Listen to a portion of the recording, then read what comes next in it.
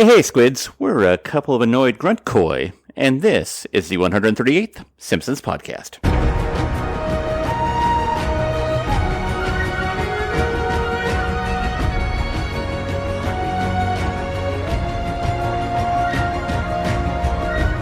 That's right, where the podcast explores the animated sitcom The Simpsons from seasons 11 and beyond, and the newest episodes when they're available. Why do you do it like that? Well, there are plenty of other podcasts that explore the quote-unquote golden age of The Simpsons, and we'd like to find the gold in the newer episodes. Also, an entity known as the Wheel of Random has trapped us and forced us to watch the show in such a manner. I say we because I'm one annoyed grunt boy named Steve, and with me, as always, is the other annoyed grunt boy, Craig. Hey, Craig, how are we doing this week? Well, I think we know how we're doing, Steve. Is anyone listening to this right now? I don't know, but I will say that as annoyed grunt boys go, this one is extra annoyed. Yeah, this isn't your fault, but you have to explain it to the listeners. Yeah. We have been doing this show, as you know. This is episode 329. We've been doing this for a little over 6 years. And in that time, we've always used an app to distribute our podcast for you folks called Anchor. And then it was called Podcasts or Spotify for Creators. It's changed names, but basically, it's a distribution app for people, and it's free, and it puts our podcast on Spotify as well as several other platforms. And we haven't had too many issues with that in our time, but occasionally when we were reviewing music, we would get notices that it was not cool with us reviewing the music that we were talking about, so we removed it.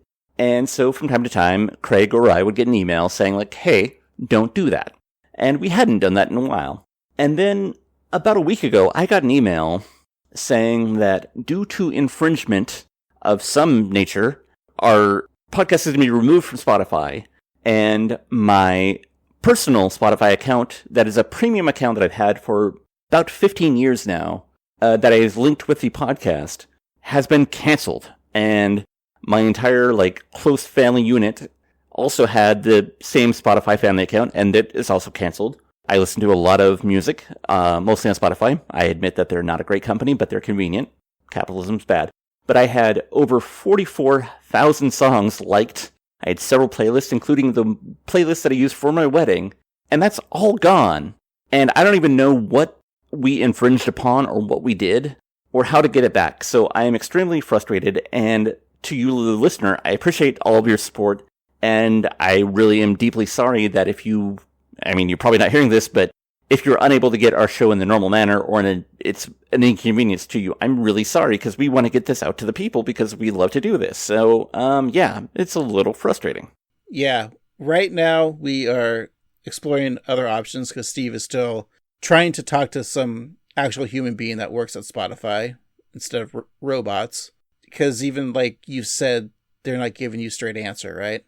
Right. I sent emails, and then I went to the Spotify chat program, and I talked to a bot for several minutes, and the bot led me to a person who I spoke with for several minutes, and they're like, well, you should probably just email them. And so I sent a second email, and then a few days later, I'm like, we're really sorry you're having trouble logging in.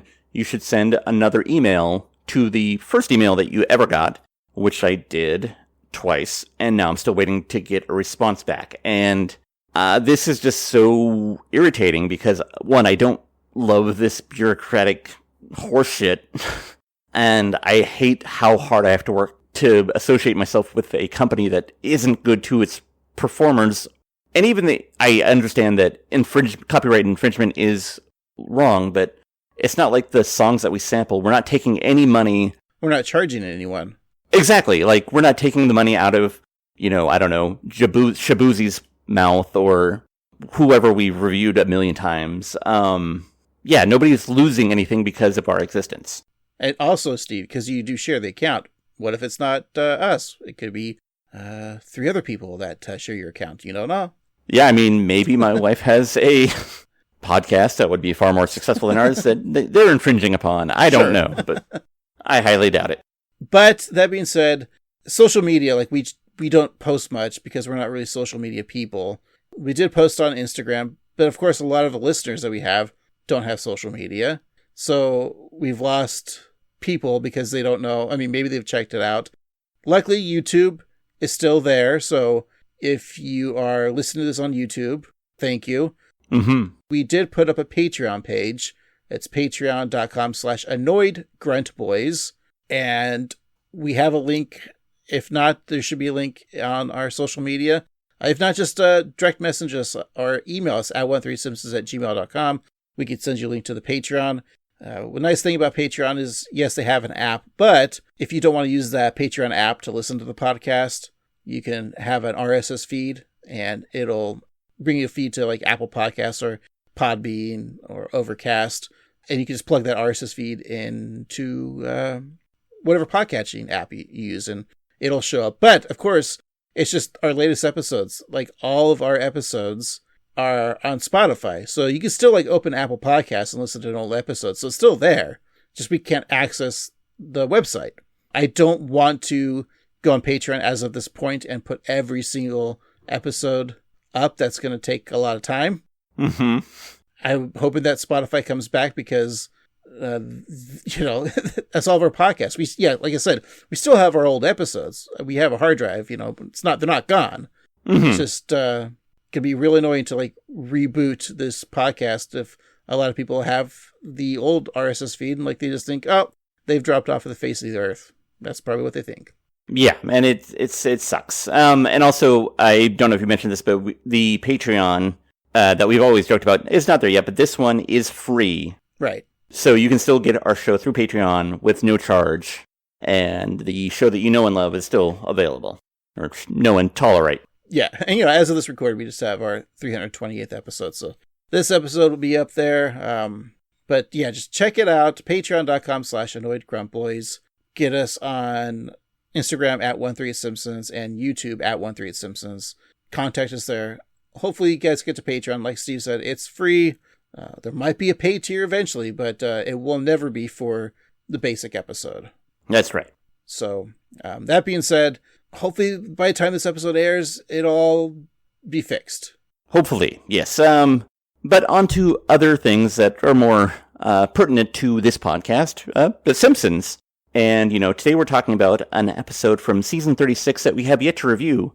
But since this is the end of season 36, I thought we'd review the season as a whole and talk about some of the episodes that we enjoyed and just kind of do an overview of the season as a whole. So, Craig, what were your thoughts on season 36?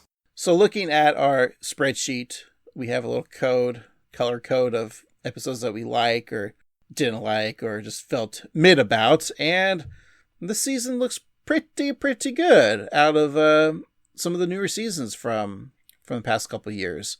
I think the only episode that we didn't really enjoy was Full Heart, Empty Pool, which was the penultimate from season 36.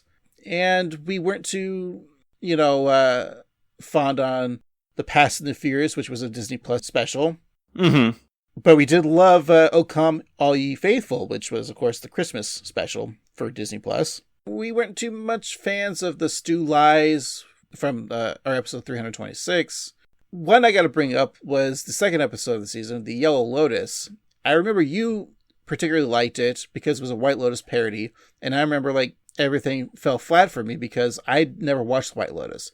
But now I've caught up with White Lotus, so I wonder if I could watch that episode again, The Yellow Lotus, and change my mind. Because I might, I think I'm going to have to go back and watch that. So maybe that is a great episode, because now I will understand all the references. Yes. But, that being said, I gotta go with, I think I said it last week, was the Stranger Things, the season finale is probably one of my favorite episodes of the season. And the first episode of the season, Bart's Birthday, with Conan O'Brien, was one of my favorite episodes.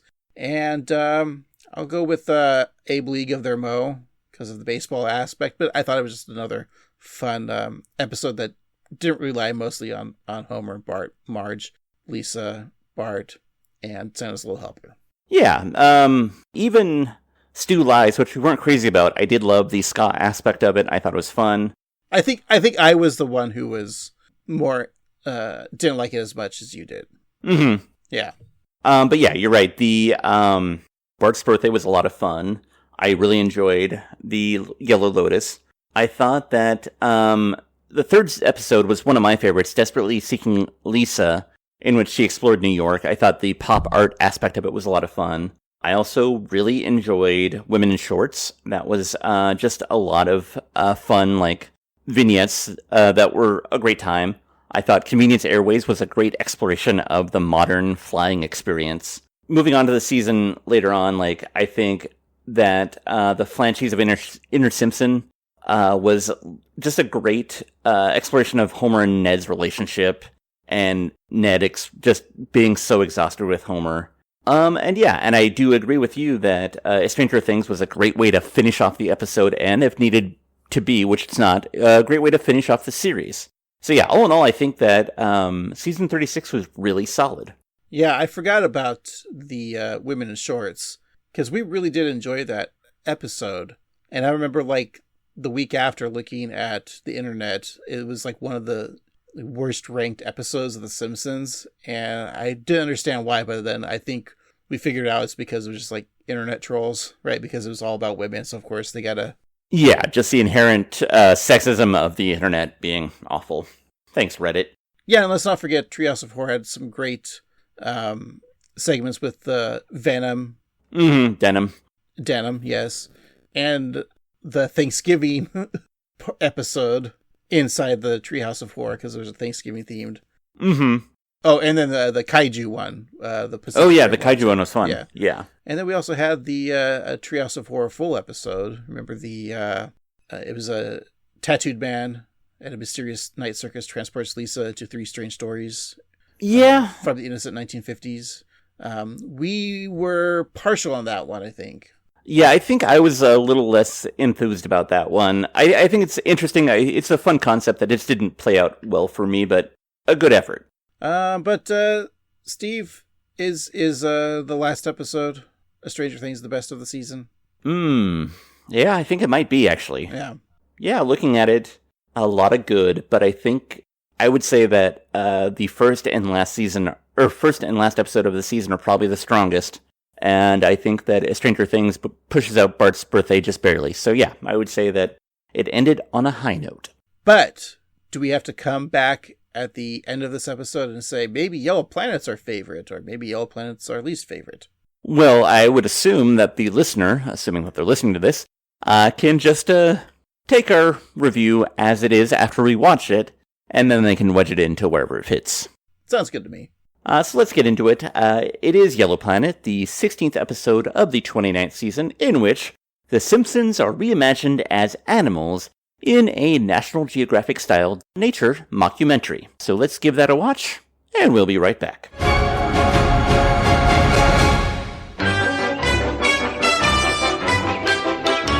And we're back. Today we're talking about Yellow Planet, the 16th episode of the 36th season, as well as the third and final Disney Plus special for season 36. It is episode 786 in the show's run. It originally aired on April 22nd, 2025. Your nerd code is 36ABF10. It was written by J. Stewart Burns, directed by Timothy Bailey, and your showrunners are Matt Selman, Tim Long, Brian Kelley, and Al Jean.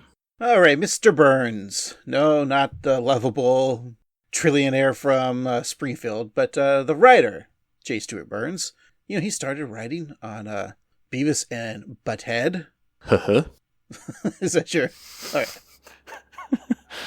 You know, we just talked about this guy a lot. You know, did the Simpsons Futurama, of course, Unhappily Ever After, the wannabe Married with Children. Mm-hmm. You know, he's credited with 28 episodes, and this would be the 10th. So, based on math, Steve, we have 18 more of his to go, and then who knows? He might have more episodes in seasons 37, 38, 39, and 40. It's very possible. 41, who knows? Yeah. We're not there yet. But of the episodes that we have reviewed, it's been a few. All those future past episodes, you know, and the holidays and the Simpsoramas, and we just talked about one of his episodes pretty recently, right? Yeah. That would probably be... Is it right off this episode? No, that was 4 years ago. No. Or 222nd episode. We're at 300 now, aren't we? Yeah. Wow. Was it The Way We Weren't? I'm looking at the list here. It seems familiar. Mo Baby Blues. Did we do that one? No, you didn't. I swear we just talked about an episode he's done. I know, and I'm trying to think what it was, because his most recent episode before this was The Tipping Point, which was from season 35, about a year ago. A year ago, yeah. As of this recording. And it looks like that's kind of the most recent one that we've done. Yeah, all right. Are you sure we didn't do Waverly Hills 9021 Do? No, but we did talk about that one recently because we talked about the Weezer song. Right. Beverly Hills and how it's a done song. See, I would just pull up our Spotify playlist, but we don't have Spotify anymore, Steve. We're just talking to no one anymore. It's true. We're talking into an even emptier room now. All right. Well, J. Stewart Burns, we love you, and thanks for all the funny. Yes, and we look forward to more. And let's get on with this one, because our episode begins, as it always does, with an unknown viewer selecting something to watch from the Disney Plus size streaming app, whose logo features the hair strands of Homer rather than the ears of a certain mouse. The cursor scrolls past collections for Marvel, not Marvel, Cosmic Wars, not Star Wars, and Mixar, not Pixar, and clicks on Nat Geo, or Annoyed Grunt. A pop-up appears asking the viewer if they're sure. After clicking yes, a second pop-up appears reminding the user, it's all nature stuff, you know. And the mouse clicks on I got it, rather than never mind. And then a third pop-up shows up on the screen, asking, why not watching something with Yodas in it? And rather than picking Yodas, please, the mystery watcher clicks on the second button, saying that it's for their dog while they are out. So, with a thumbs up emoji approving the choice, we begin our special Yellow Planet, as narrated by a voice that sounds a lot like, but isn't David Attenborough. So, as he describes the ravage brought on by mankind, we see the continent of Africa burning, and America's droopy dick, Florida, being blown off by a tornado. You could have just stopped with being blown and I would have been interested, but no. Of course, this is a parody of the British nature series, documentary series, The Blue Planet, narrated by the aforementioned David Attenborough. So this was released on April 22nd on Disney Plus for Earth Day.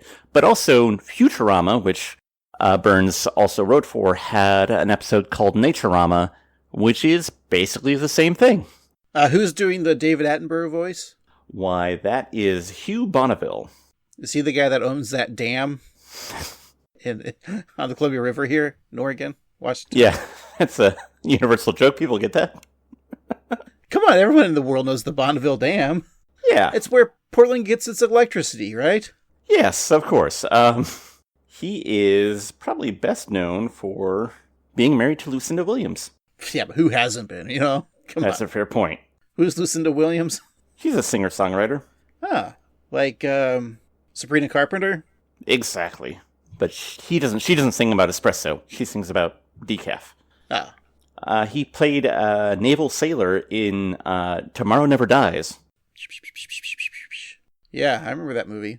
Yeah, and other stuff. All right. Well, it's fun to celebrate Earth Day a month after Earth Day.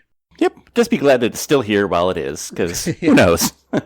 So, the narrator goes on to say that we're running out of species to film, as familiar footage of a pride of lions, an intelligent octopus, and pink flamingos dancing through the water are shown. We then learn about the less desirable wildlife that has yet to be documented. All that's left for us to cover now are the weirdos, the regrettable accidents, and the evolutionary dead ends. Today, we present the dregs of the animal kingdom. Our first of nature's B-sides is the disturbingly pale beluga whale, the only creature whose ghost is darker than it is. Ow! Ow! Sunburn! Sunburn! This Darwinian whoopsie is joined by one of nature's even less justifiable species, the narwhal.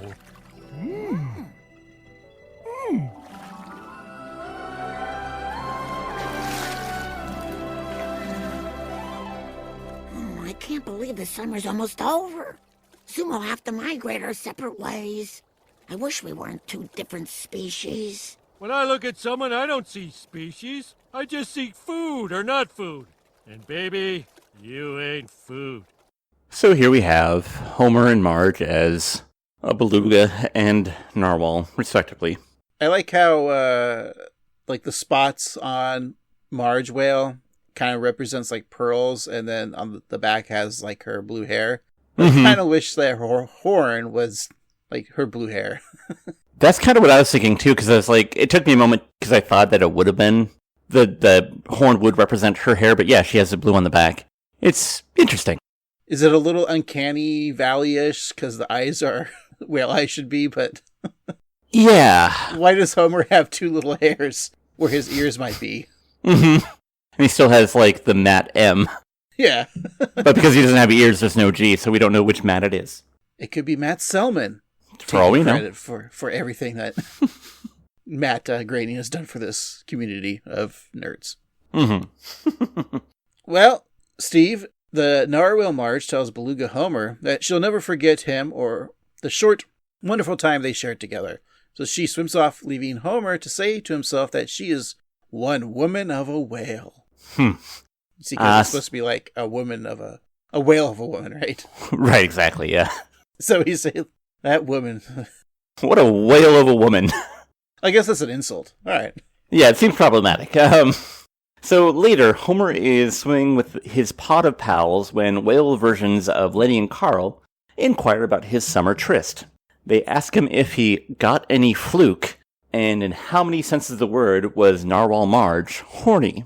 And Homer agrees to tell all by way of song. So Homer and his chums begin to sing whale songs, which the narrator explains has reminded sailors of dragging a filing cabinet across the concrete. So the narrator then suggests that it sounds more appealing to the whales themselves. So as Homer, Lenny, and Carl sing a parody of Summer Lovin' from Grease, replacing Wella Wella with a Whale Whale. Summer days, swimming in bays, and just half-hour-long summer nights. Oh, Wella, tell us more, did you swim by the beach? Wella humps, give us deets, did you get her to preach? Wella humps, spill the tea, did you give up your horn? Wella humps, tell it all, 'cause whales ain't got no porn. Summer's done, I'm never going to see him again. But... Oh.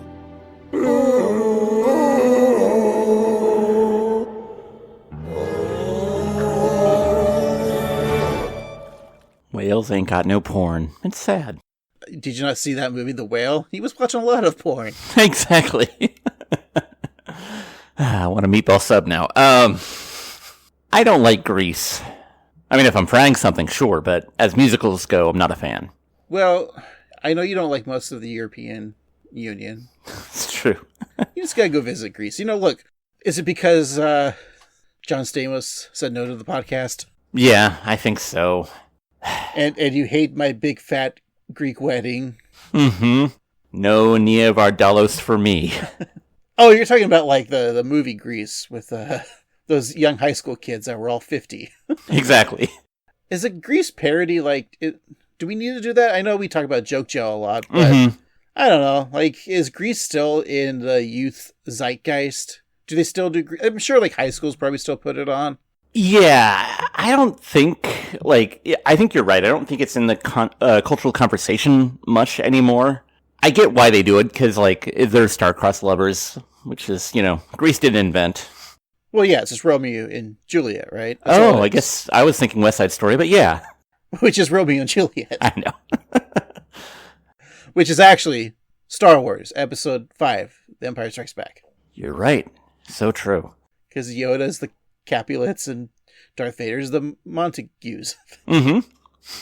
Steve, I clicked on the Watch Things with Baby Yodas on the Disney Plus app or whatever it's called at the beginning. Mm-hmm. Haven't the Simpsons done a Grease parody many times? I feel like they have. And, I get that they get to do, fish puns, did he make her breach? Or did she give up her horn? It just feels oddly... I don't know, the tone is weird so far to me. All right, well, I guess you don't watch a lot of Nat Geo documentaries on Disney Plus. I mean, I've seen a few. So, leaving the also-rans of the Arctic, we head to the rocky oceanside habitat of the marine iguana, who notably risks the continuation of the species by laying its eggs on the most dangerous beach in the world, Myrtle Beach. So Bart, as one of those iguanas, emerges from both his egg and the ground that it was buried in by exclaiming, "Hey, I got born!" So Bart explores his surroundings, thinking that he's on a secure beach, living the good life. Other iguanas, resembling the students of Springfield Elementary, also get born, including Milhouse, who is eager to fulfill his destiny as a sidekick. From the nearby rocks, several snakes, aptly by Snake Jailbird, pop out ready for noontime meal.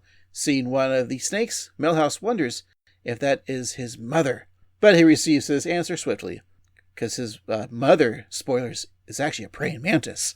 Kind of has the same action as the snake is about to, honestly. While being bitten in half, Milhouse shouts that they are there for a good time, not a long time. And Iguana Nelson raises his body from his egg to say, ha ha. And a little side note, Steve, that still is Pamela Hayden doing the voice of Milhouse, because this was before her retirement. Yes, this is, I think, technically her very last episode aired. Not the last one recorded, but the last one to air. And the last one that we'll talk about until we talk about another one.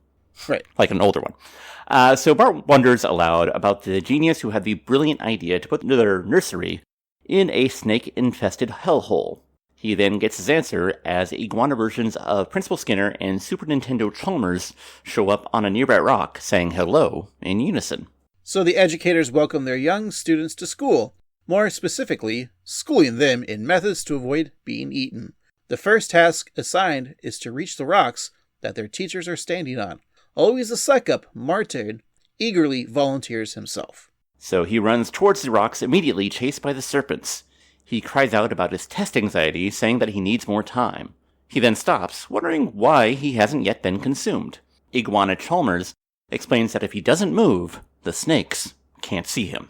So Martin's task is simple. Never move while the snakes are moving, which is always.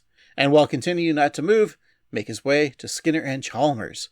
After laying out that impossible directive, Gary asks if Martin has any questions. Being the polite and respectful student that he always is, Martin raises his hand, which results in him being devoured by the snakes. Oh!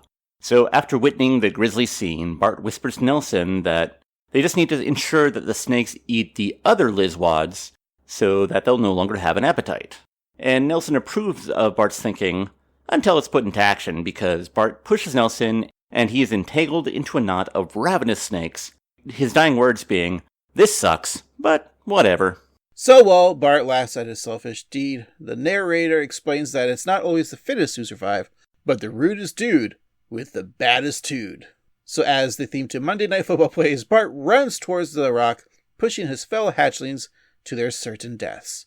The snakes fight over the meaty flesh of Ooter as Bart climbs on the rock to victory. So Bart, as the only surviving newborn, is declared to be the valedictorian. And from inside the body of a snake, Nelson calls Bart a nerd. Bart wonders what his prize is for being the lone survivor, and Chalmers tells him that it is to spend the rest of his life on that rock with himself and Skinner. So hearing this, Bart jumps back into the pit of snakes, breathing a sigh of relief just before the snakes feast on his body. So I'll let you know that I've actually seen this documentary. Yeah, I have too. It's like one of the more exciting, I mean, they're all exciting, of the Planet Earth documentaries, but this scene in particular was like one of the more intense nature scenes that I'd seen in a minute. Yeah, it's the Galapagos, right? Mm-hmm. That we're talking about. Yeah. Like, as a kid, did like the Galapagos Islands always like intrigue you? Oh yeah, it seemed like the more you learn about the world, the more you realize that it's all been inhabited and discovered, and that even though it has been discovered, like it feels like the one untouched place. Like, I know that there's the, you know, Darwin was there and all that, but it feels like nature is taking over, and that's really cool. Well, yeah, isn't it like the one place that humans aren't allowed to inhabit? Like, it's just because there's so much of the ecosystem is on those islands. Like, you step somewhere and you'll destroy the earth. Yeah. Yeah, so Darwin went there and didn't the Master and Commander ship, they landed there. I saw that. Oh, yeah. I read the books. Did they actually film on? I want to say they got permission to film on the Galapagos Islands. I don't, or if they didn't, it was just another island stand-in. I don't know. Master and Commander is one of those dad movies, though. It is the most dad movies. Oh, it's so good. You can film on the Galapagos Islands with really specific regulations, and there's a lot of protected areas where you cannot go. So there you are, but it's very limited. Right, because they obviously make all these documentaries about Galapagos. So Exactly. it just sounds so scary because there's like, snakes everywhere, and I'm not down with that. Okay, Indiana. Isn't there like also like the north coast of Australia? It's like just covered with snakes, Mm-hmm. and like they're like no one like lives over there, or if they do, it's just seldom. Like you don't want to travel those lands. If it's not the snakes, it's the spiders that will get you, because there's all sorts of also wild giant spiders as well. So all sorts of nightmares. I think we were lucky to be born in the Pacific Northwest because we don't really have a lot of apex predators. No. Like, what's the scariest thing we have is like maybe some mountain lions, but you have to go pretty far to find them. Yeah, mostly you'll encounter like maybe a raccoon or an adamant crow. Yeah, I mean, a lot of times on the weekends you'll encounter a lot of bears. And in downtown Portland, like the little Chinatown, that area, you'll encounter a lot of bears. Yeah, and if you're lucky, you'll get to stay in their den. But hey, Steve, we're done with the lizards, okay? So let's go back to the depths of the Arctic waters, and we'll see Homer missing his narwhal love. He longs for his stabby goddess, but is comforted by a school of fish, all portrayed by, let's say, Mo. Cheer up, pal. You know the old saying. There's plenty of other me's in the here. Aw, thanks for saying that. You're good friends. Let's be honest. That unicorn whale was a real unicorn. 20,000 leagues out of your league. But that means you gotta try harder, not stop trying. Hey, you're right. I've been moping around when I should be fighting for her love. What would I do without you? Trusted companion. Wait, when I find her, what do I say to her? What males have been saying to females since the dawn of time. Whatever you have to. It's Mo. I think the animation is interesting with the shimmering silver on his back. Mm-hmm. So it's cool. I kind of like all the there's plenty of me and the he. I don't get the he, but the plenty of fish. That's funny. And that Marge is 20,000 leagues out of Homer's sea. That's or league, that's okay. It's nerdy. Yeah. We'll allow it. So as we learn from our voiceover artist, the ocean may be equally wet all around, but land can have some variation, such as the rainforest, which is a home to a misfit monkey known as the mandrill. So we see Ned, Rod, and Todd Flanders all as that primate, and Todd discovers a familiar creature pointing an odd object at them once again. No, it's not Craig with his penis. Ned tells his son that it's merely a human with a camera, and that he should just ignore them. So Todd shares that his poop-throwing teacher said that they are related to humans, much like his upright counterpart. Mandrill Ned firmly states that evolution is a myth. He goes on to say that God created them in his own image, asking his boys what God has, and they both answer together, a big, juicy red bud. Oh yeah. And Rod argues that humans look a lot like them, but hearing this, Ned decides that moving forward, his kids are going to be tree-schooled. He points for them to return to their living quarters / new classroom, and Rod and Todd obey their father, but they're walking on their hind legs. So Ned reminds them what he said before about walking in that manner, so Rod and Todd continue on all fours, half-heartedly making ooh-ah monkey sounds. I liked the design of Rod and Todd as mandrills. It's funny to me. Well, all the Flanders there, yeah, it's great. Yeah. We then return to Homer, who sees a blessing of narwhals, causing him to exclaim, "Holy mackerel!" Hearing this, Reverend Lovejoy says, "Yes, my son," but Homer smacks him away, focusing on the fact that he found his lost love. It was a little jarring to go from, like, the Ned and Rod and Todd, like, Jesus-y family, and then doing the holy mackerel bit. Mm-hmm. This, because it's like another, like, and then bringing in Reverend Lovejoy, who you kind of always associate with Flanders. Right. Because of the Jesus guy. So He is it's the Jesus guy. a jarring, like, transition for me. Mm-hmm. So I'm really dumb, and it really hurt my feelings, I guess. It's going to be okay, Craig. I'm sure we'll get through it. But that was a great joke with the holy mackerel. So he swims up to Marge, calling her sugar fins. Marge is surprised to see Homer, but their reunion is interrupted by her father, played by Springfield's favorite action star? This is the young whale you've been spending so much time with? Nobody told me he was belugish. Take a krill pill, Dad. I'm sure there's a very good reason he left his pod and traveled hundreds of miles to join this one. Oh, the best reason! My entire pod, everyone I know and love was killed by killer whales. Then how did you escape? The orcas said, and I'm quoting them now, I was a great guy and a real catch who could make some female very happy. You know, I guess killer whales love love. Can he stay with us, Dad? Can he? He can stay. But you better sleep with one eye open. I already do. Ah, good. All whales do. It's an interesting fact about us. Don't tell me what whales do. I won't. Okay, then. Some people, they do that. So there we go. If nothing else, we learned something from this episode that whales sleep with one eye open. And you don't? I sleep with both eyes open, in case the killers come. Even the killers of the Flower Moon? Yes. They paint houses, don't they? No, wait, that's a different one.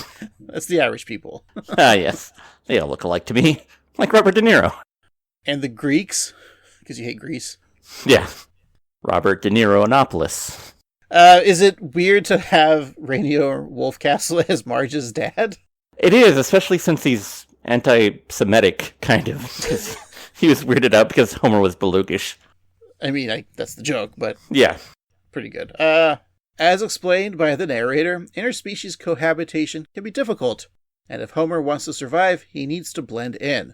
And Homer grabs the narwhal version of Ralph Wiggum and uses his horn as a back scratcher. And Homer moans in delight, while the narwhals watch, horrified. Ralph doesn't seem to mind, and Homer comments that he should be glad that it's his back rather than his butt that itches. I guess if you had a narwhal and you want to do something with your butt, it would be convenient. I mean, the horn.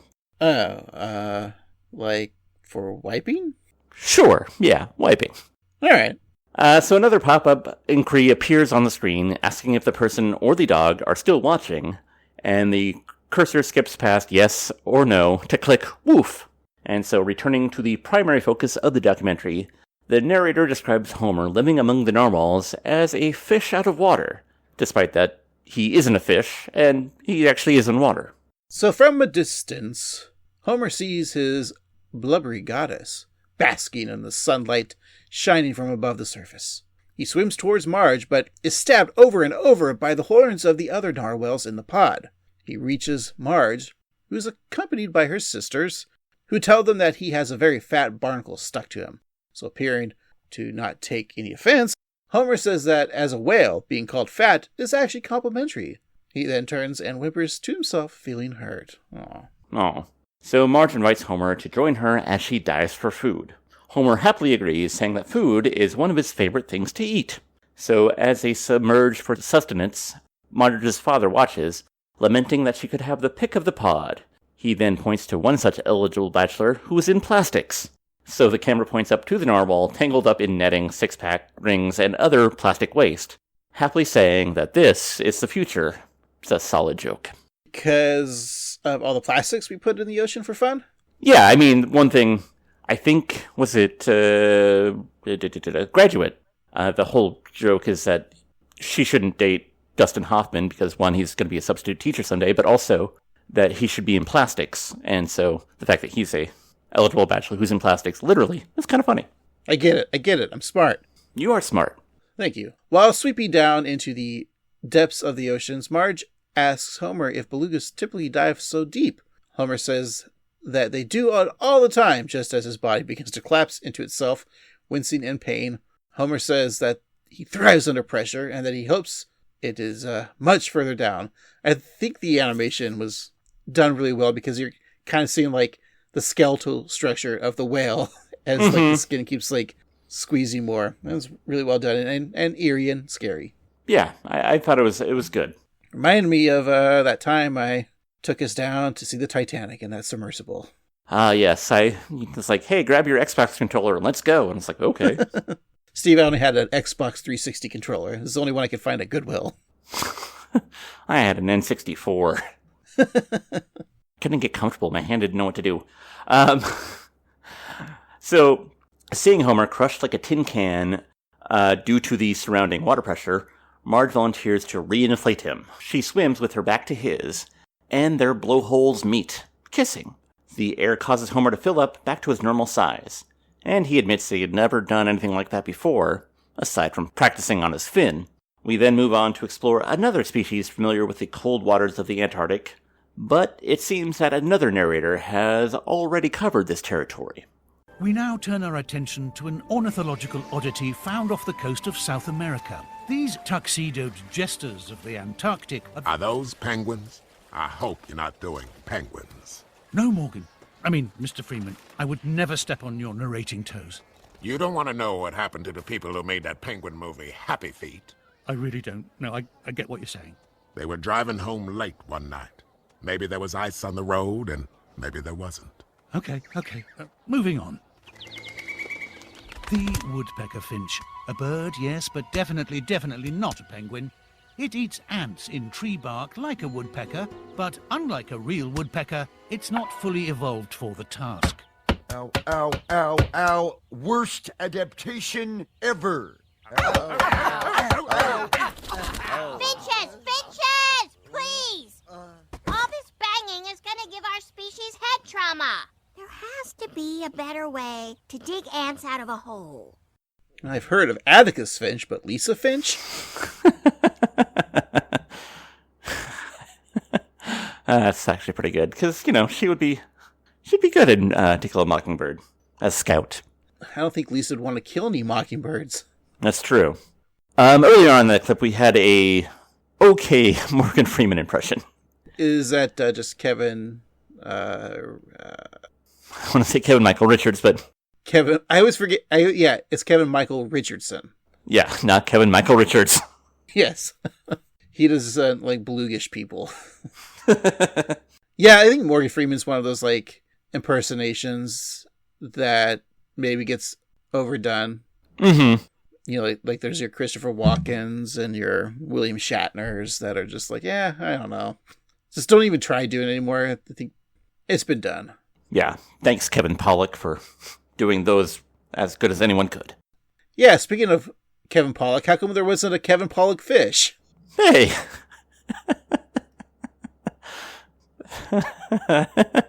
That's good. Like I said, Lisa is the yellow finch, and she looks down from her branch and pictures of the 4 items on the ground. There's a leaf, a rock, and a twig. And Ralph is a finch. Wait, wasn't Ralph a narwhal? Yeah. Well, he's floating in the air. She then allows 3 of the items to drop, leaving only the twig. She sticks the twig into the hole in the tree and then eats the ants on the end of it, giving a Homer-like ants. And immediately, Paul McCartney called up Matt Gray and said, "I thought you said Lisa isn't going to eat meat anymore. Buddha, Buddha, Buddha, Buddha." Of course. And Matt Gray was like, "Leave me alone, Paul." It's bad enough we had Ringo in heaven last week, so we don't need this. But since it's, Lisa Bird, I think it's okay. She can eat ants. I think so. Just don't eat Patty and Selma. Those are her aunts. So Comic Book Finch, of course, played by Comic Book Guy, asked her about her amazing new tool. Lisa calls it a twig, and Comic Book Finch takes it, using regurgitation as payment. Lisa's happy with the transaction, and Sideshow Mel declares that they all must blow their hard-earned chunks to obtain the new technology. So the birds all vomit, and Lisa is happy for the immense seed funding, because birds like seeds. I get it, yeah. So a regurgitated shrine is built in Lisa's honor, complete with a vomit statue in her likeness. So holding up the beloved twig, sure, Lisa may have changed the world, but she won't rest on her laurels, assuming that is the kind of tree she is perched upon. Funny joke. Mm-hmm. Knowing that she is the only one who can continue to further push the species, she introduces her newest innovation, the stick. So Professor Frink checks it out, or should I say Professor Finch? No, Professor Frink. Checks it out, saying that it is a marvelous and it is sure to change the world. But he also points out that it looks an awful like the twig, but bigger. And Lisa disagrees, saying that the new stick, is completely different. Wow, I don't see that at all. I mean, look, it has a whole different adapter. Oh, so the old adapters are all useless then? It's called progress. They're all dead! What are we gonna What happened? Well, we twigged so many ants that there's none left, and now the trees have died too. Technology didn't make us smarter. It just made our stupidity more powerful. But we can't live here anymore, so what do we do now, boss? Ugh, I guess we'll have to try our luck in the Amazon. I mean, I still have like an iPhone 12 or 11, and it uses the older cord to charge. Because now everything's like the USB-C, right? Right. But I have like no problem. But it's also like hard now, like going to a store to get a charger if you run out. I mean, I guess I have to go to where Lisa's going to next to get it, but it's like the technology of iPhones doesn't change much. I'm pretty fine with this phone that's 6 years old now. Exactly. I have, I think, a 14, but that's just because I needed one. But like my wife has a 10, and she has no plans of getting a new one because it works fine. And I think we plateaued on technology on phones. Like, I don't know what else we can do with it, and so you don't need a new one. No, I think the only advance, I'm trying to think, what would I need? Like, if it had like a transporter technology, and that's it. That would be cool, or like a matter creator. Like, you could just say, like, I want a sandwich, and it could, like, print a sandwich. But, so obviously they're making fun of, like, the stick in the twig, with the iPhone not changing. But, like, how these finches, and I know I've heard about this before, these finches, like, use things for tools. What are, like, the only, like, bird species that does it, right? Or, yeah. Anyways, I think it's funny, though, that they're talking about all these inventions, but they clearly have invented glasses, because Frink is wearing glasses. That is true, and that is impressive. And, like, Sideshow Mel still has a bone in his hair. It's like, is that, like, one of, like, a finch's bone? Or, that's a pretty big bone. They got, like, small hollow bones. Did he eat, like, a chicken wing? Which seems really kind of disrespectful to his species, because they're, related. Right. Also, Sideshow Finch Comic Book Finch had, like, a ponytail. So that means that they have hair care products, too.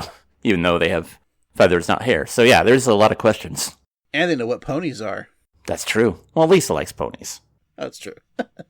So Lisa and her bird brethren do try their luck in the Amazon fulfillment center, that is. So they snack up on discarded food in the dumpster. Lisa especially enjoying some Cheetos, which is also like funny, like scene where she's like, Cheetos. Like, you don't hear Lisa say that in real life. Yeah. Simpsons life. Frank remarks that the humans have it all figured out, just as employees leave their shift exhausted. And a robot tells the workers that they did a great job before shocking them with a cattle prod. Again, just a very funny, like, you hear the horror stories of working at a fulfillment center, and that's probably what happens.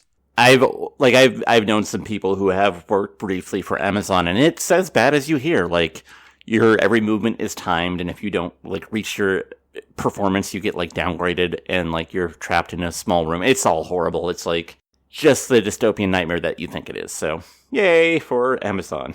Unless they're a sponsor, then yay for Amazon. We once again return to our aquatic lovebirds.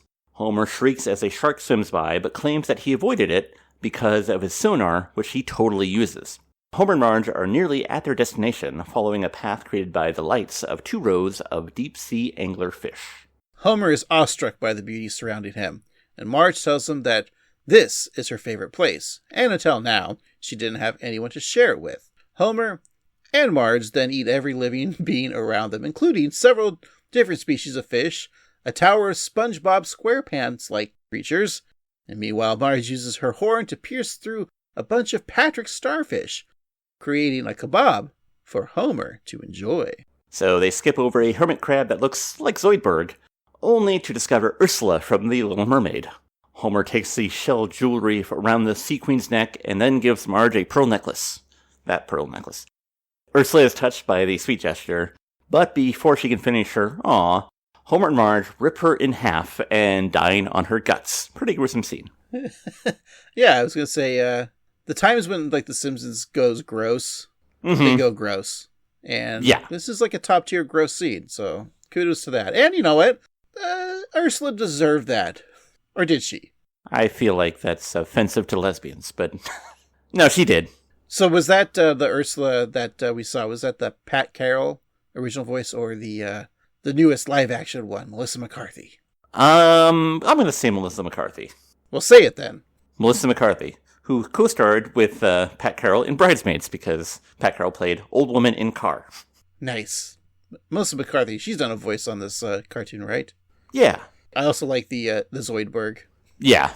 Nice little touch. Well, feeling full of food and lust as well as lacking in oxygen, Homer tells Marge that she is the sexiest creature he's ever seen. Marge responds by telling him to take her to seabed and lose her forever. That, of course, is a reference to Top Gun. Mm-hmm. They then press their blowholes together, groaning in ecstasy.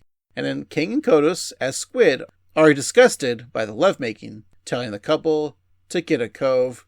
I like the King and Kodos because, there's like the squid is like extraterrestrial. Or like, how like... Yeah. It feels like it's not from this planet. There's a lot of people who believe that if aliens have landed on Earth, they're probably sea life like the squid, who are very intelligent. So yeah, it's a nice touch. If they're so smart, then how come they can't get out of my tartar sauce in a deep fryer when I try to eat them? Yeah. Calamari ain't so brainy, is it? Yeah. So the documentary then cuts to another off-putting couple, Kirk and Luann Van Houten, as a pair of praying mantis. Is it mantis? I won't know. Mantis. All right. As a couple of praying mantises.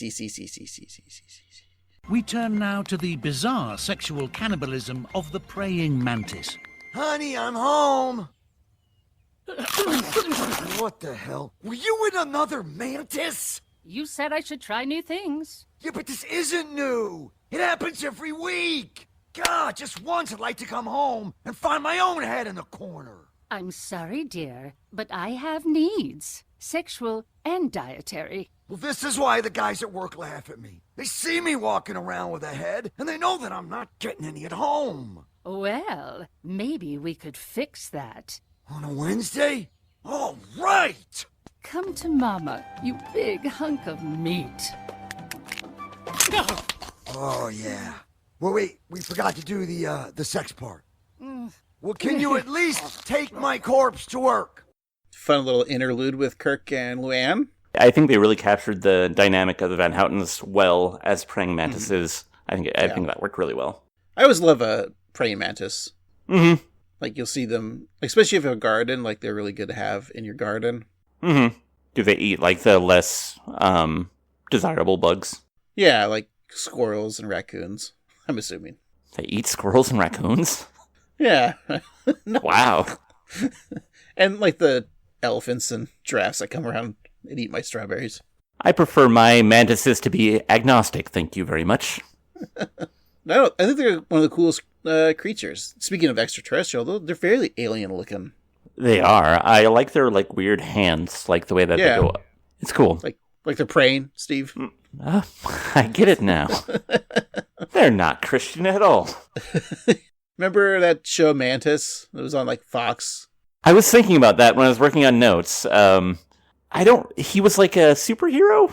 Yeah, played by the great Carl Lumbly, who you just saw him this summer, or you didn't see him because no one saw the new Captain America movie, or they did, and it was like, man, lasted from 1994 to 95, and Carl Lumbly was paralyzed, a scientist who was paralyzed, and he built that exoskeleton suit to walk again, but also, it became like a super suit, so, his Clark Kent decides was like, well, I'm in a wheelchair, so obviously I'm not a superhero.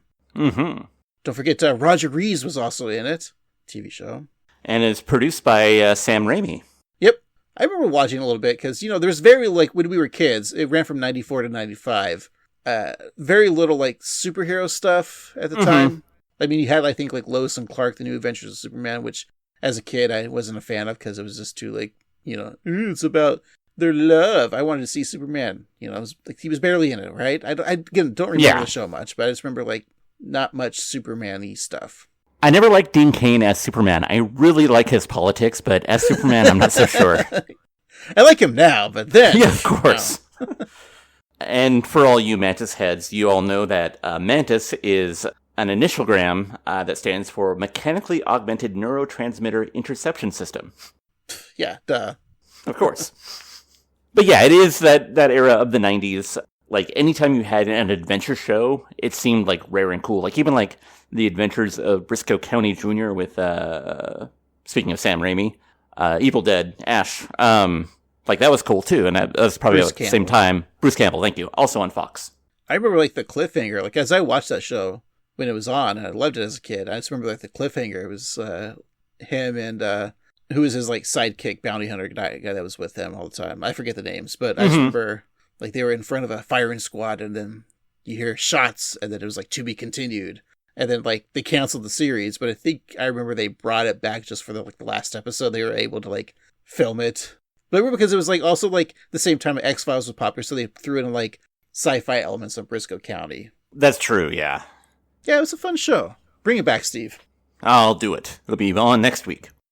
But, for now, let's go back with Homer and Marge, where Homer is hopeful to be accepted into the narwhal community, especially after he and Marge share the bounty that they hunted.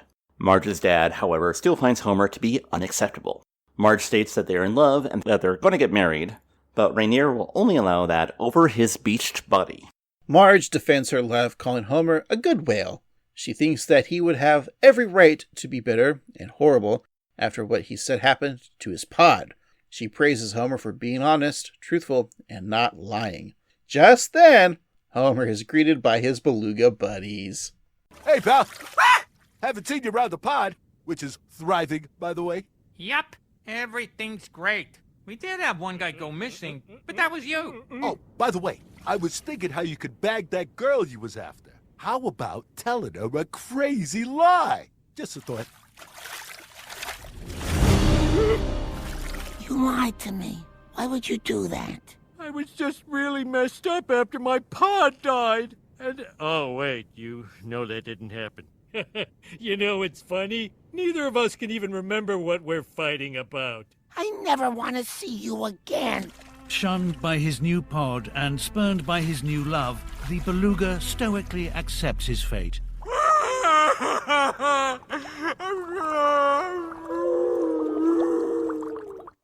Ah, poor Homer. I mean, look, he lied to her. Mm-hmm. That's it. He just lied to her.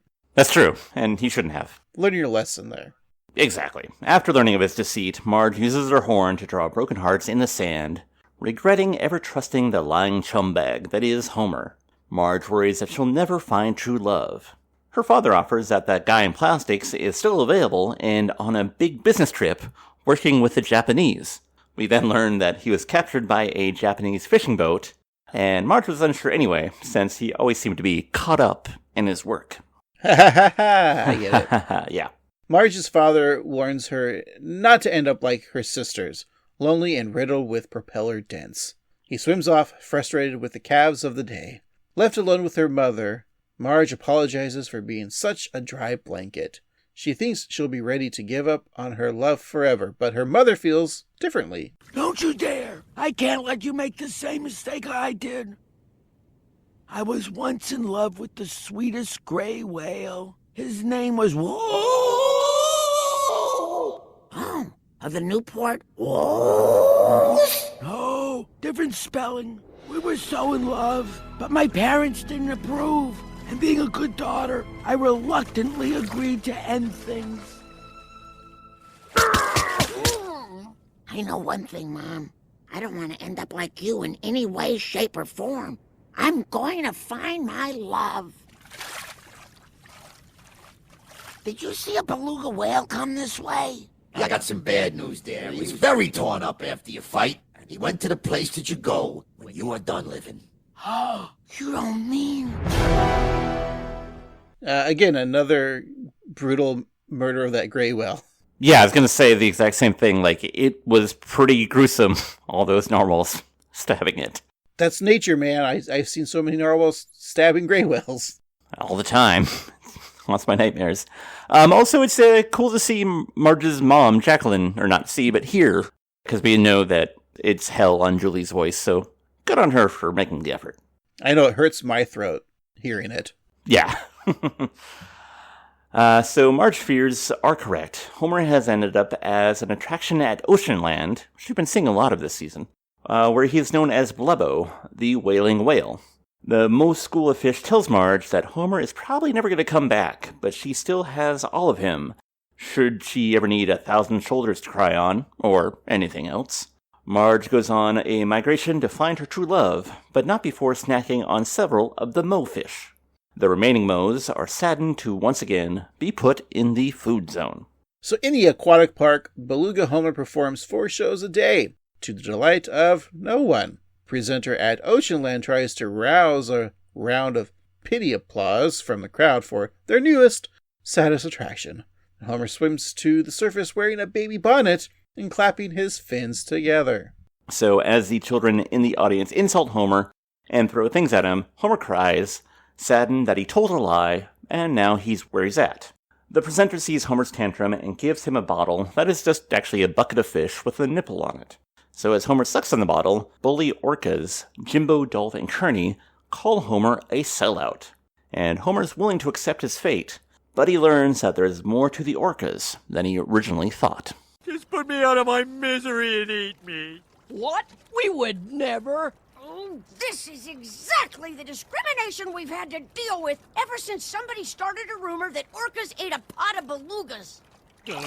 Yes, somebody. I know that beautiful voice. I know you made a mistake, but I made an even bigger one. Letting you go. I love you and want to spend the rest of my life with you. I love you too, but they won't let me go. My whole act is weeping uncontrollably, and I'm the least depressing thing in this theme park. I'm a prisoner of show business. The only business I care about is the kind we should be getting down to. Huh? That's all the innuendo I need to hear. I'm coming for you, baby! The wink at the end of Marge, of like the sexual innuendo. The only business I care about is the kind we should be getting down to. Yeah, it's just, you don't ever hear like Marge doing sexual puns like that. Yeah. I think it's good too because like they're animals and like the only thing that they really care about is eating and fucking. And they already ate, so that's what they're going to do. Which we haven't done 2 of those things on this podcast today. I mean, I don't think we need to. I'm not very hungry. All right. Well, Homer shakes off his bonnet and swims furiously in the Oceanland pool. The presenter thinks that Homer might be taking his first big jump, and Homer does, emerging from the water, much like Free Willy. But rather than landing gracefully into the water, Homer lands squarely on the Oceanland employee, exploding his body onto the crowd with blood. Again, another great bloody scene. It is a bloody good scene full of blood. I do enjoy the brutality of this episode. Yes. So as the audience cheers happily, Homer is airlifted by helicopter back into the ocean, where he is reunited with his narwhal love. Marge wonders why he was set free after crushing a human, and it seems that captive whales are the only beings that humans are willing to forgive after being killed by them. All right, remember that, Steve. You reincarnate, become a whale. And then you can kill all you want. Yep. Marge is pleased to be with her apex predator lover, and since he has a taste for human blood, he suggests they tip over a cruise ship. They kiss blowholes, and 15 months later, we learn that the 2 species can crossbreed, resulting in a beluga/narwhal hybrid, with tiny horns that resemble Maggie.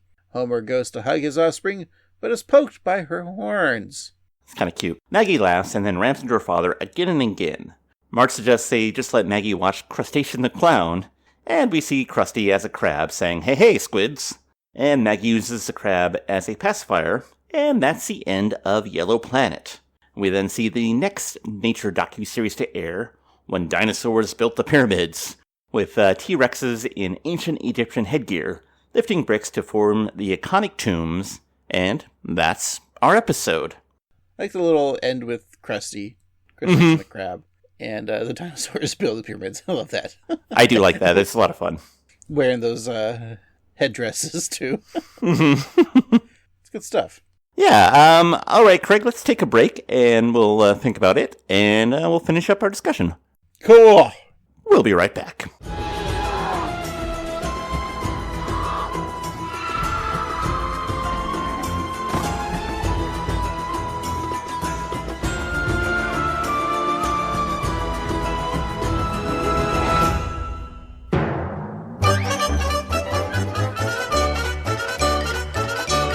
Alrighty, we are back. Let's finish up our discussion of Yellow Planet.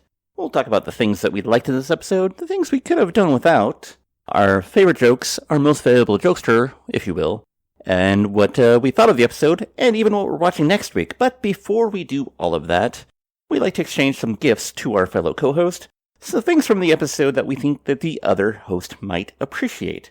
And this week is no different, because Craig, I got you some things. Now, granted, this episode didn't have a lot of physical products, but I got a little creative.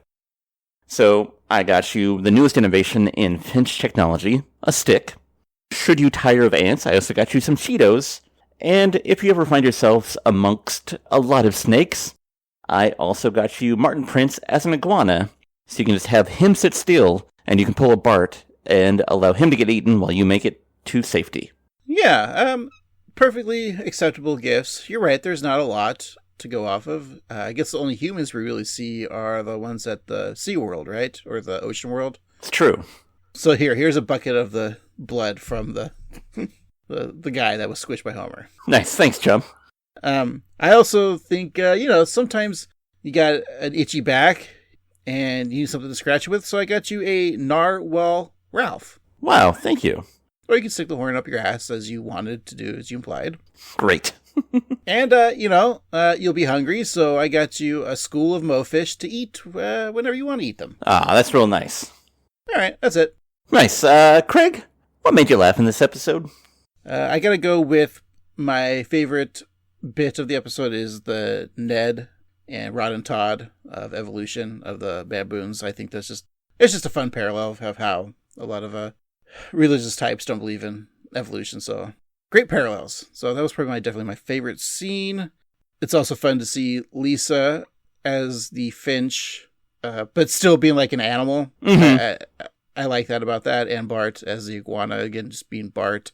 But yeah, I think MBJ, I think it's just the Flanderses together. They're going to be my most valuable jokesters, because I think that scene was just perfect. How about you? Yeah, I agree that I think that the Flanderses scene was probably my favorite. Honorable mention to the Kirk and Luann as praying mantises. That was a lot of fun. Oh, yeah. I also liked some of the wordplay. I did like the holy mackerel, and then having Reverend Lovejoy pop up. There were some fun jokes like that. I also enjoyed the I'm in plastics fish. But yeah, I think that you are correct. I think that the Flanders get the MVJ for me as well. That scene was probably my favorite. But yeah, Lisa was great, and I liked their world too. But Craig, what were your overall thoughts on this episode? And also honorable mention to death and gore, bloodiness. Oh, yes, yeah.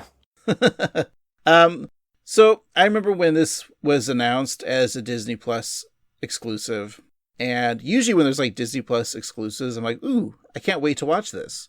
And this dropped like a month ago, and I only watched it for the first time yesterday. I wasn't like super excited because it felt like homework. It just reminds you of like going back in school as a kid and like having to watch a lot of documentaries. Now, I'm not saying I'm bored with documentaries. We use them as tools in our house to go to sleep. Mm-hmm. But they're wonderful and, shot well and I'm interested in, but then also like a lot of times there's a lot of pause and it makes me fall asleep. So that's kind of how I felt about like watching this. I like how the structure wasn't like your typical, like the Simpsons are going to deviate and do like a 3-story structure. Like when you see the poster, you think, okay, there's going to be one segment about a bird of Lisa, and then Bart, a lizard, and Homer and Marge as whales. And you think you're just going to get 1, 2, and 3. But I think it does a good job of like making like those Blue Planet documentaries, because they do like go back to like a specific animal, and they'll show a little bit of a different animal, and then that's it. And then go back to like our narrative, our protagonists of the animal kingdom for that like segment or that episode. But what's funny about that is like that was my least favorite part of this whole segment was the Marge and Homer. Like I enjoyed the other segments, and I kind of wish it was just like little smaller, like almost like the 22 short films about Springfield, just like showing little animal kingdom things. And they did a great job with, like I said, like with Ned and Rod and Todd, and like you said, the Kirk and Luann and Bart. But, just using that narrative of keep going back. Again, that's the whole point of the Yellow Planet with the whales. But, I don't know. I would have shortened that one. It's almost like they had a full episode with Marge and Homer as whales and had to find an extra 6 minutes to fill. And that was the other stories. But again, it just felt like homework to me. And it's not something I'm going to be I can't wait to rewatch this episode. So that being said, I'm going to give it a pass. I think if you're interested in these documentaries, watch the actual documentaries and learn about the actual planet. I think this is a cheating way of learning about the planet. Because, they do have 2 or 3 good facts. But the whales, with sleeping with one eye open, right? Mm-hmm. I think the praying mantis eating the male. That's one of those things that you learn as a kid. As one of those cool facts. But yeah, so if I gave this a ranking, Yellow Planet is, like we said, is a parody of the Blue Planet, which is narrated by David Attenborough.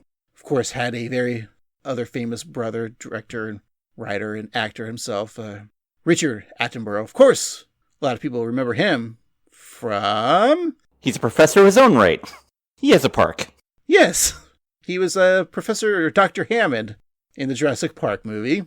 And of course, Jurassic Park, directed by the great Steven Spielberg. And I asked the internet, and it provided me with the best to worst Steven Spielberg films. I went to Esquire.com, and they gave Schindler's List as number 1, which I could see why.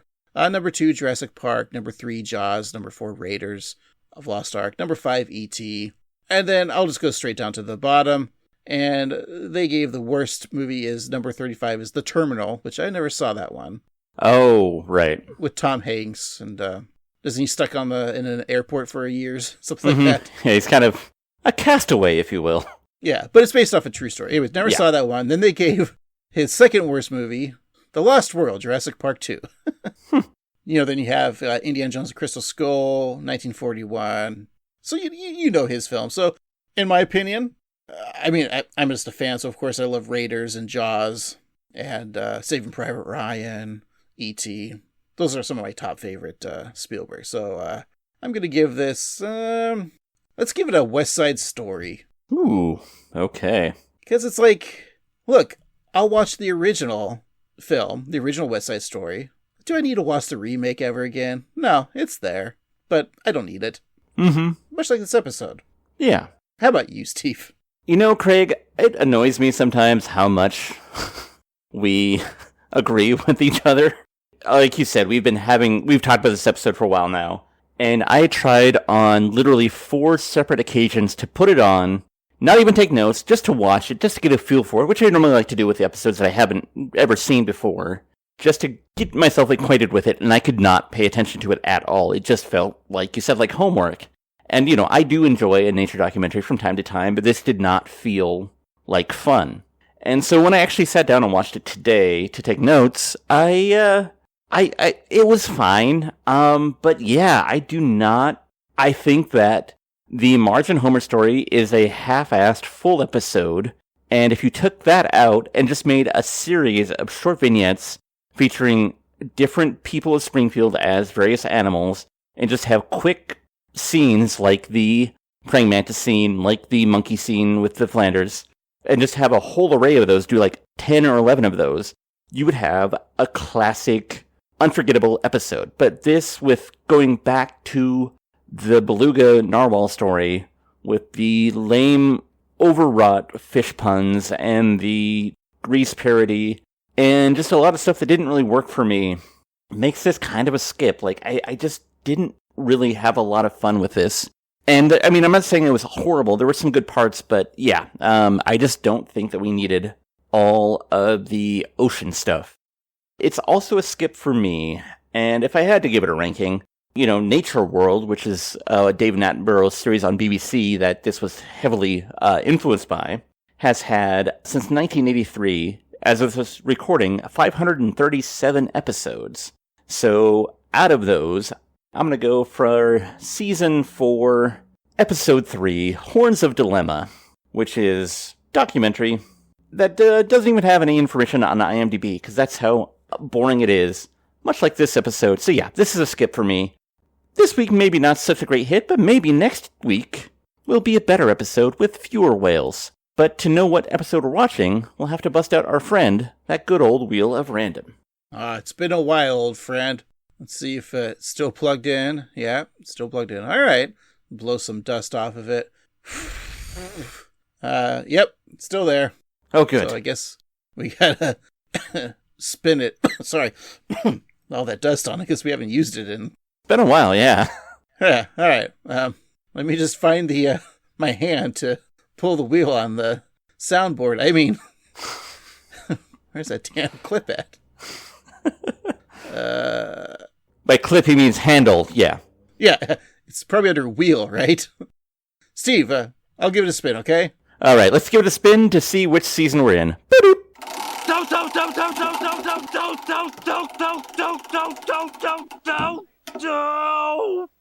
Alrighty, we have season 11, going way back to as far as back as we can.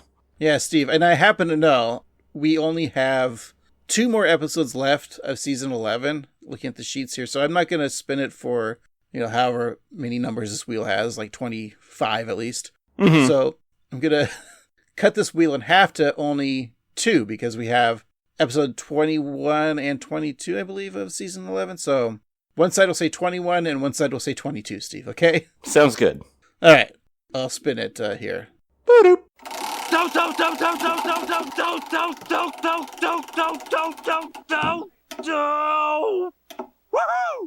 Landed on 21.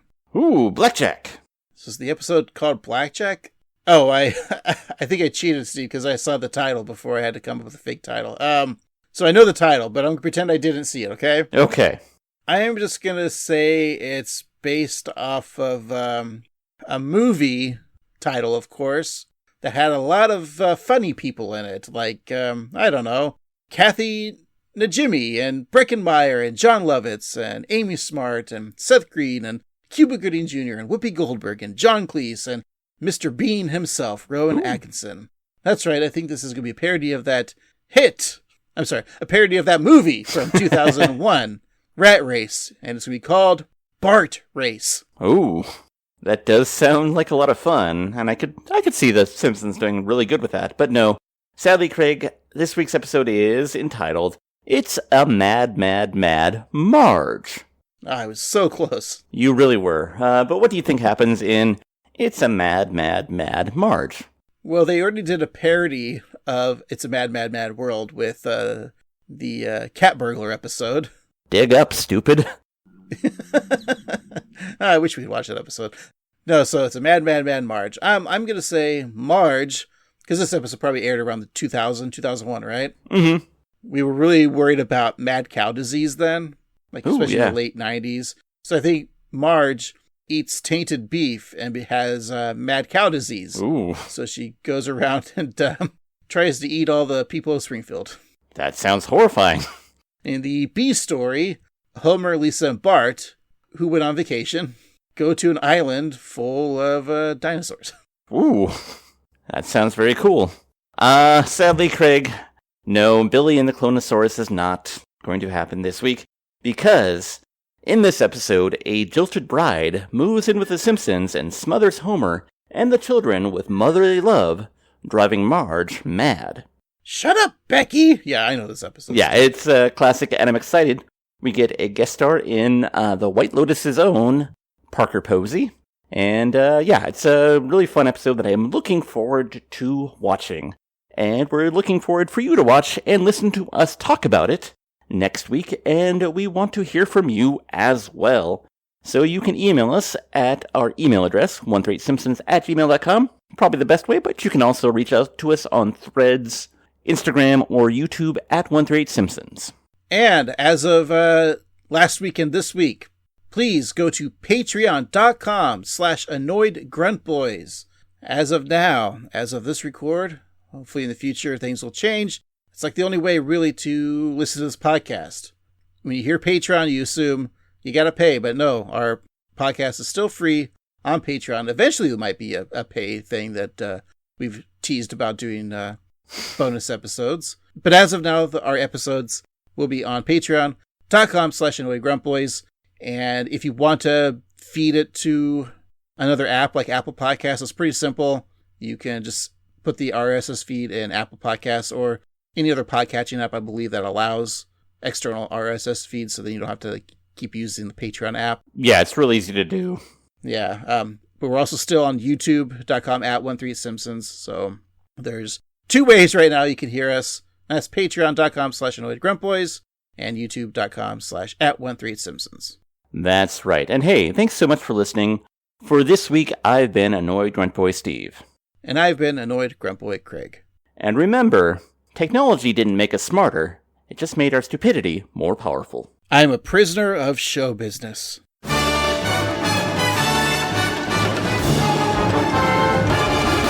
Just put me out of my misery and eat me.